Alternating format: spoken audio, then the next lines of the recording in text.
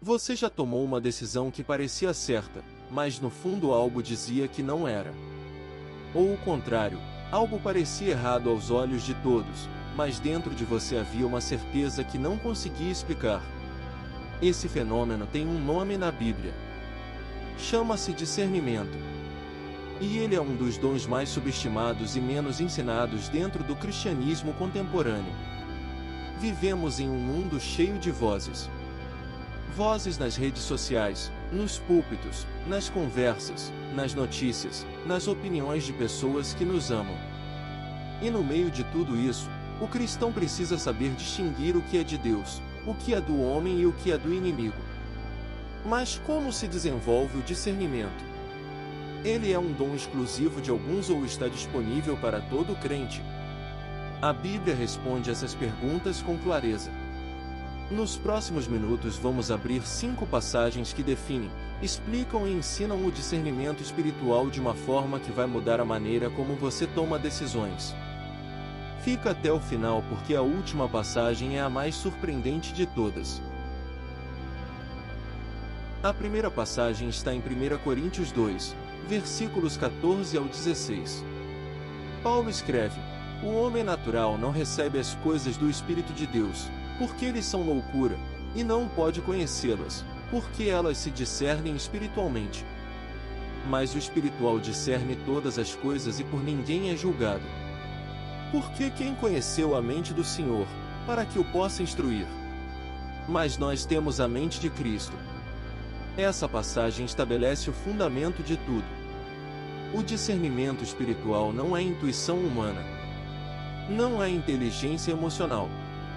Não é experiência de vida, embora tudo isso possa ajudar. O discernimento espiritual é uma capacidade dada pelo Espírito Santo que permite ao crente avaliar realidades invisíveis. Paulo usa a palavra grega nakrino, que significa examinar, investigar, avaliar com profundidade. O homem que vive segundo a carne não consegue acessar essa dimensão. Ela está fechada para ele. Mas o crente que vive segundo o Espírito tem acesso a uma forma de conhecimento que transcende a razão natural. A mente de Cristo não é onisciência. É uma orientação interior produzida pelo Espírito que nos capacita a avaliar situações, pessoas e decisões com um nível de clareza que não vem de nós mesmos. A segunda passagem está em Hebreus 5, versículos 12 ao 14. O autor escreve: "Deveis ser mestres, e todavia necessitais de quem vos torne a ensinar os primeiros rudimentos das palavras de Deus. Mas o alimento sólido é para os perfeitos, para os que têm os sentidos exercitados, pelo uso, para discernir tanto o bem como o mal." Essa passagem revela algo que a maioria das pessoas não percebe. O discernimento não é apenas um dom que você recebe passivamente. Ele é desenvolvido pelo uso. O texto diz que os sentidos são exercitados pelo uso. A palavra grega para exercitados é giginasmenos, de onde vem a palavra academia, ginásio. É um treinamento. É prática repetida. Isso significa que o discernimento cresce na mesma proporção que você o usa. Cada vez que você para diante de uma decisão e busca a orientação do Espírito em vez de apenas seguir o impulso natural, você está treinando o seu discernimento. Cada vez que você mergulha na palavra e deixa que ela avalie os seus pensamentos, você está desenvolvendo a capacidade de distinguir o bem do mal em situações cada vez mais complexas. O discernimento imaturo é binário, certo ou errado, preto ou branco.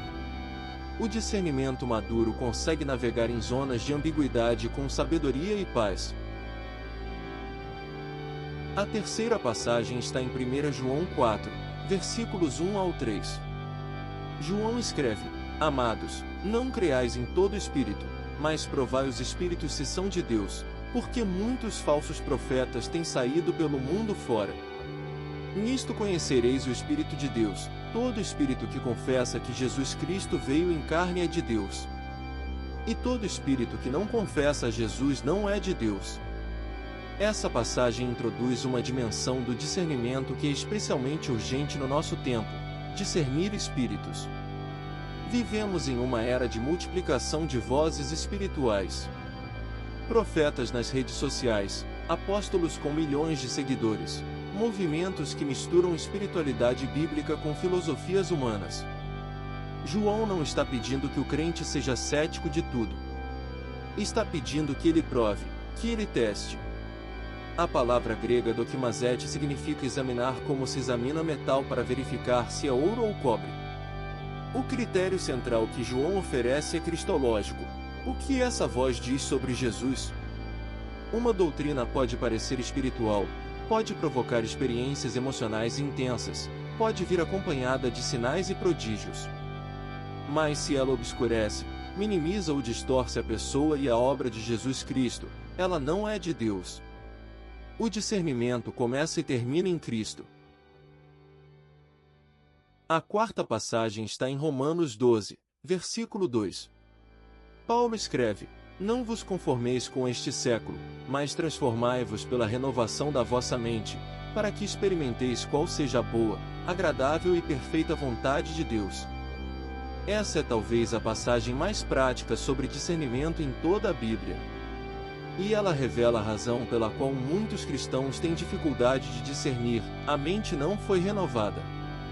Conformar-se com este século significa deixar que os valores, as narrativas, os critérios de avaliação do mundo moldem a forma como você pensa. E quando isso acontece, você aplica critérios mundanos para tomar decisões que deveriam ser espirituais. Você pergunta: o que vai me trazer mais sucesso? O que vai me dar mais conforto? O que os outros vão pensar?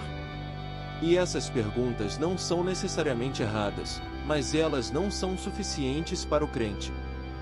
A renovação da mente é um processo contínuo de substituição de padrões de pensamento.